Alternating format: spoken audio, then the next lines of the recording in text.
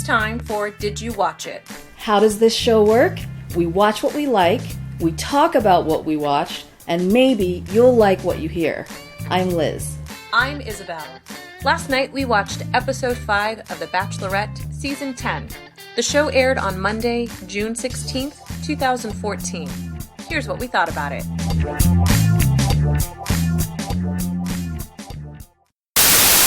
Crazy episode. Yeah. Oh my gosh, there's so much going on. Yes. Well, I really wanted to smack Andrew with his, I've traveled before, and going on about, well, I've traveled here. I've been to Saint-Tropez. I've been to Monaco. And after he said the whole Monaco thing, I was pretty much checked out. Like, I don't want to hear anything more that you have to say. I know. Well, Andrew, I gotta say, in this episode was so whiny. It was starting to really drive me nuts. It seems that each week that's gone on, it gets just a little more whiny. A little more. A little bit more, yeah. We're seeing a little more wine with that cheese. So we start off with Chris Harrison sitting in a little cafe with her, which I thought was so cute. And yes, he poses the question to her, asking her if she's falling in love. And her face was so telling. Well, obviously she is. I mean, she's not going to tell him. No, but I loved it. And then we said, are you falling in love with more than one guy? Yeah. She totally is. Yes. Well, she even said as much, too. Yeah. Well, is this something that our fearless host, is this something that he's done with other contestants? Yeah. Either Bachelor or Bachelorette? Okay. Yeah, totally. I couldn't remember encountering that. I thought, really? Is he going to ask her now? Yeah. At some point, it begs the question because you see them beaming, you see them, kind of getting a little giggly, and you kind of want to know, right? So he just asks what all of us are thinking. True. Although it was very obvious with one person in particular. Yes. Well, of course. Yes. And that leads us to the first date, which was with Josh.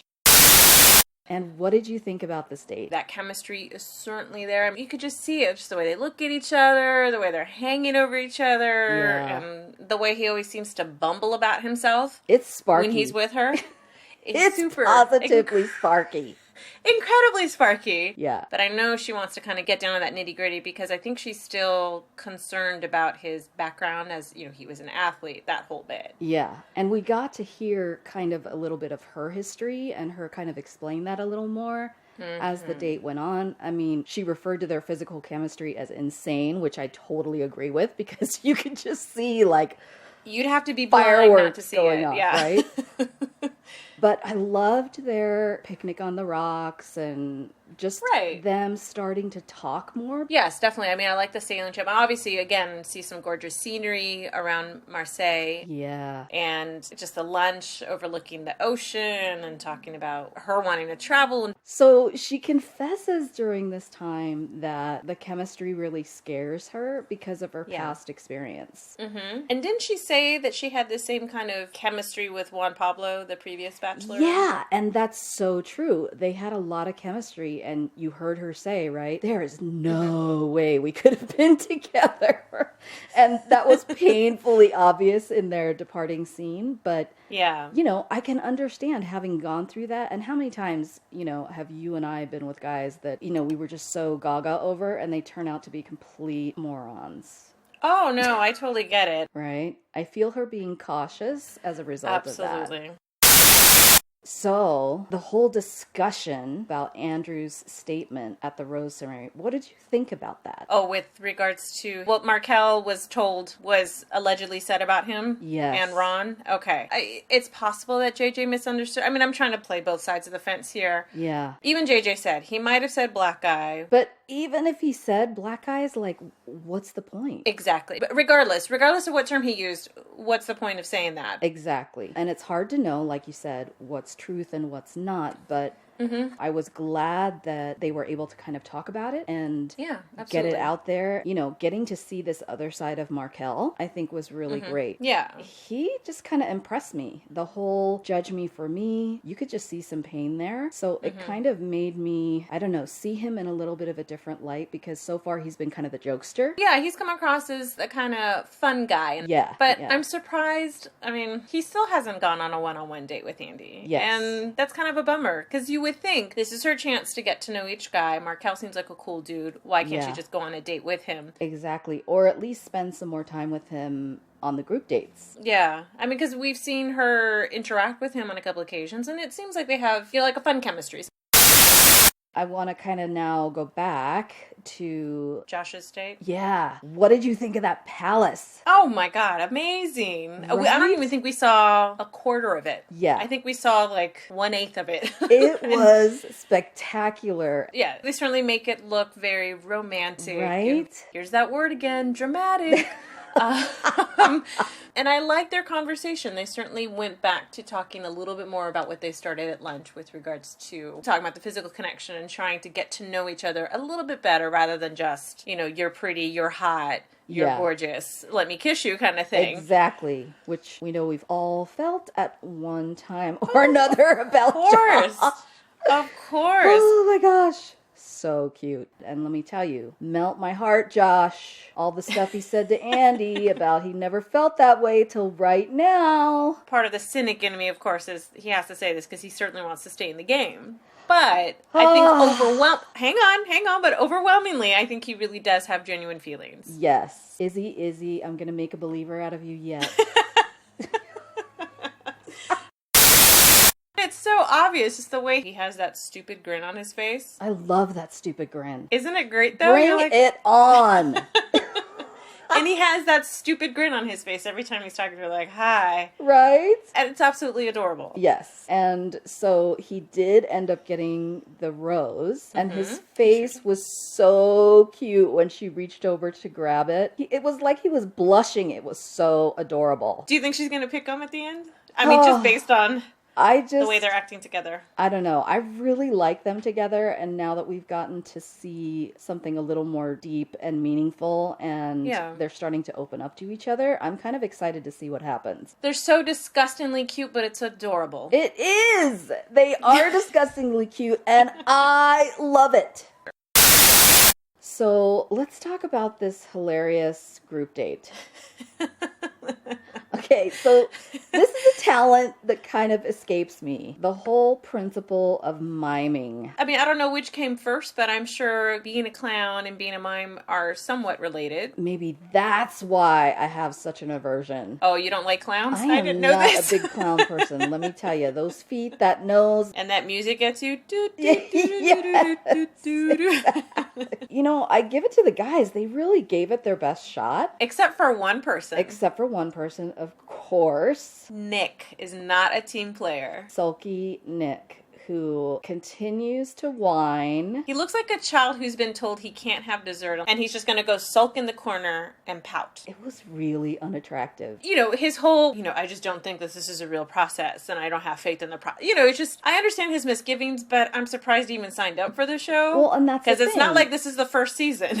And I know the guys Nick has rubbed them the wrong way, for sure. Well, he's kind of rubbing me the wrong way. But I loved Cody when he said, I've got my mime on my money and my money on my mime. Yeah. He just went for it. I loved it. All right, so can we talk about how cute JJ was, after they did this whole mime experience? I like that JJ stole Andi away and took her on a Ferris wheel ride. And I loved it. I thought that was adorable. Kind of like making the best of that kind of situation. Absolutely. And creating a memory for just the two of them in such an amazing place. Who knew? And I like the fact that thing rotated too, so you can turn the little center column, wheel, whatever, and you can get like a 360 view. That's awesome. I want to go ride that Ferris wheel. I know. Let's go, Izzy. Let's go! So then things started getting a little heated between all the guys. Yeah. They obviously start picking on Nick with his attitude, like, I don't care. And kind of his overconfidence. The arrogance. We were talking about it, I think, a little bit last week.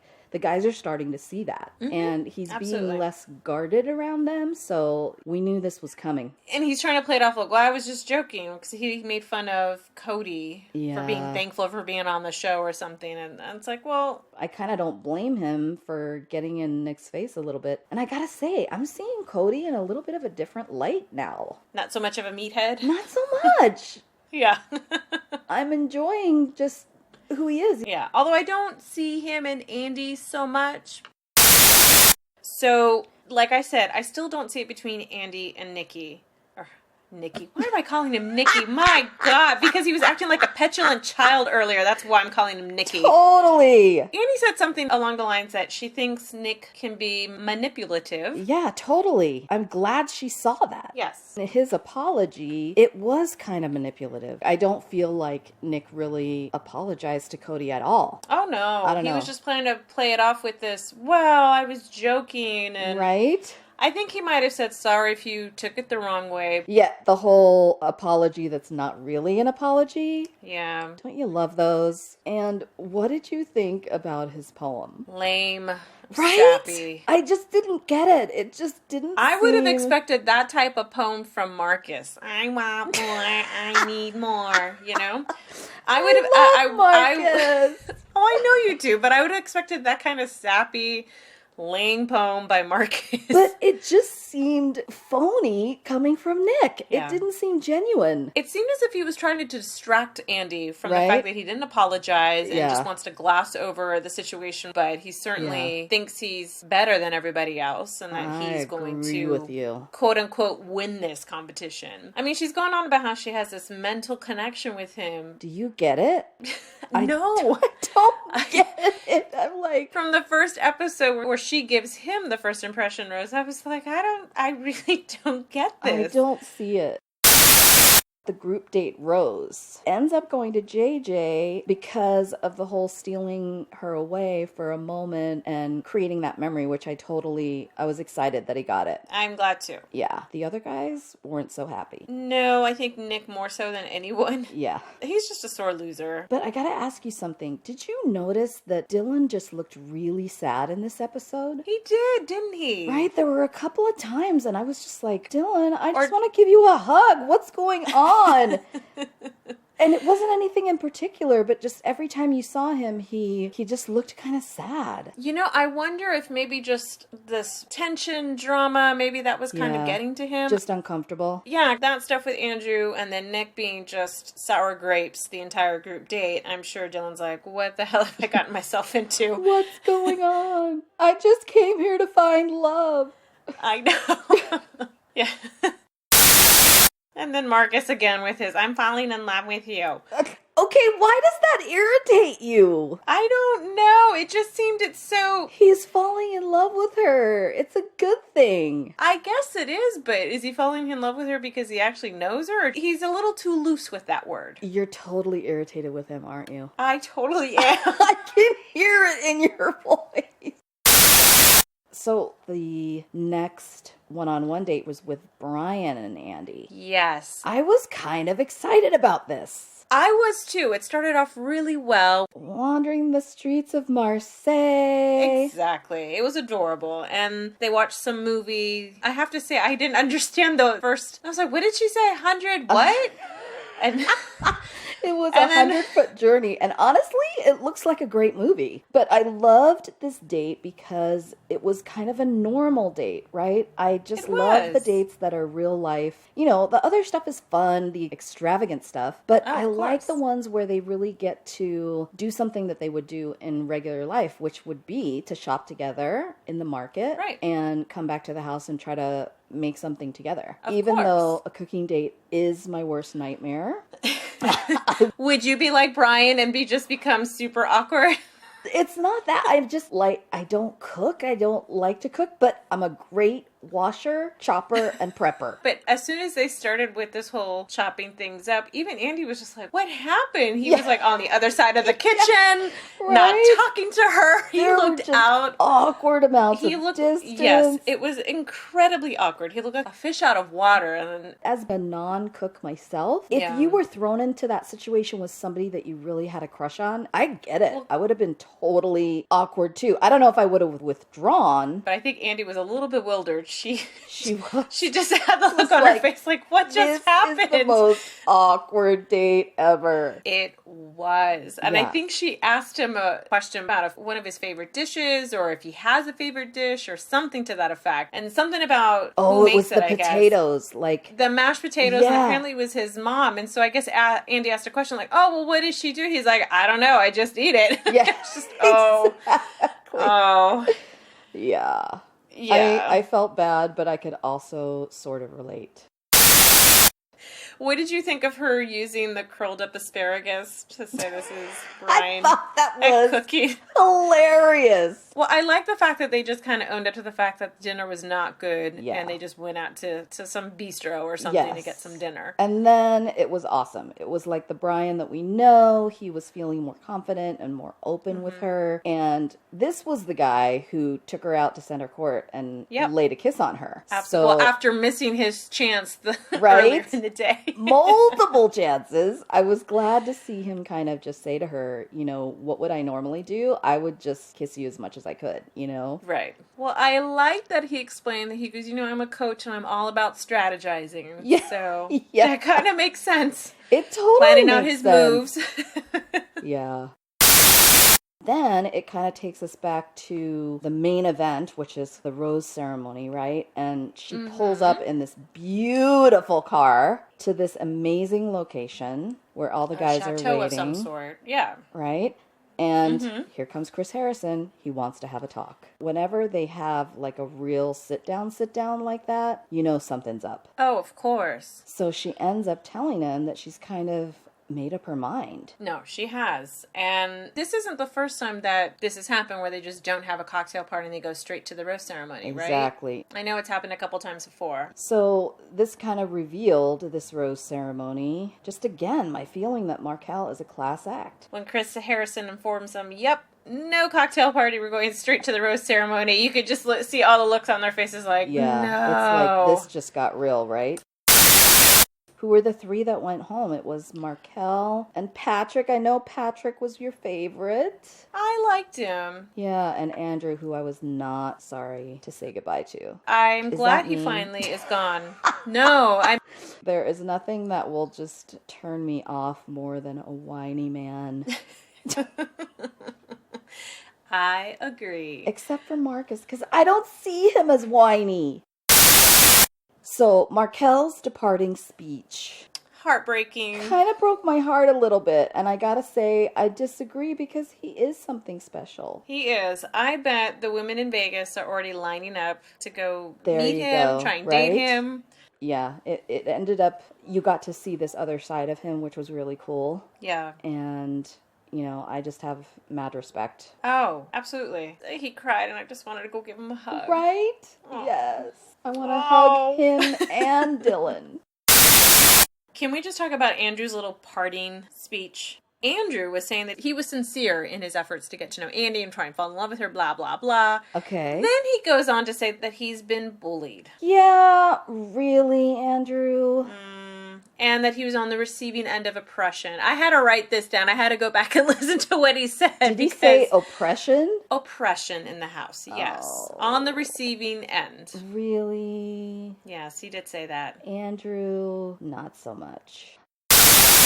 All right, so next week, I'm so excited. They're going to Venice. I know. Okay, so Italy, my favorite place on the planet. Me too. But Venice is one place I've never been to, and I've always wanted to go. It's gorgeous. Well, I have this crazy fear of pigeons and birds, so... Yeah, no, I didn't even bother with those pigeons because I just see that there's a lot of pigeons in Venice. That's my only hesitation. They won't bother you unless you put all that, whatever the food on your hands. I didn't even go anywhere near those people that would let the pigeons crawl on them. That's just disgusting. However, going on the gondola, seeing yes, the side, it was absolutely gorgeous. And did you? I have to ask you a question about that outtake with Josh and Annie the Blah talking about seagull poops on you. Hilarious. It's good luck. Yes, and he gets hit on her. And he gets hit by the sure poop. Enough, he gets totally pooped on by a seagull.